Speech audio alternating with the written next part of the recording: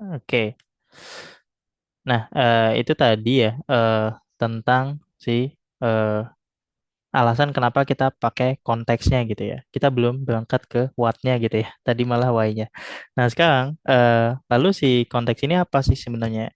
Jadi konteks ini adalah salah satu fiturnya React gitu ya. Ya, yang tugasnya tadi untuk passing informasi dari parent langsung ke anak-anaknya gitu tanpa melalui prop drilling. Nah, kalau sebelumnya kita sudah belajar cara bikin state gitu ya, menggunakan yang namanya useState gitu ya. Nah, tapi si useState ini tuh sifatnya hanya di internal komponen ini. Dia dimiliki oleh si komponen app ini. Jadi nggak bisa nih komponen lain ngebaca nilai dari useState ini. Kecuali kita melakukan tadi yang namanya props ya, menurunkan nilai state-nya ke anaknya. Nah, kita bisa pakai si konteks ini untuk menurunkan suatu state atau suatu data dari parent ke anak-anaknya dengan lebih mudah gitu ya. Dengan lebih mudah tanpa props drilling gitu. Jadi si React konteks ini adalah salah satu fitur dari si React untuk eh, nyebarin data lah, nyebarin informasi dari parent ke childnya dengan lebih mudah dan efisien gitu. Nah, jadi itu tentang si React konteksnya. Nah, dari Kang Ajat sendiri mungkin ada pertanyaan nggak? Atau apakah udah cukup jelas tentang si konteks ini?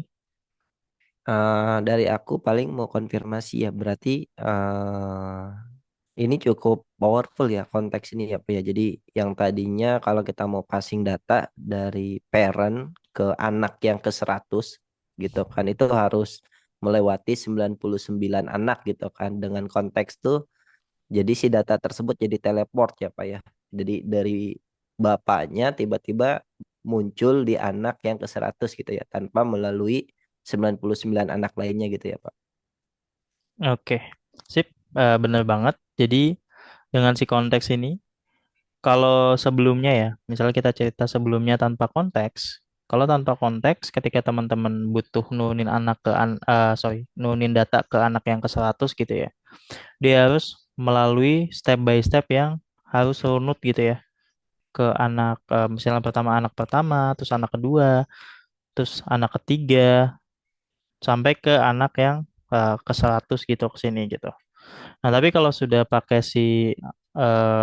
sudah pakai si rekonteks, ini bisa dengan lebih efisien dan powerful karena teman-teman bisa langsung teleportasi data yang memang dibutuhin langsung ke si anak ke 100 gitu ya, tanpa melalui kakak-kakaknya gitu ya. Gitu. Kurang lebih seperti itu. Sip. Oke, oke. Sip, aman harusnya. Oke, Terima kasih Bapak. baik.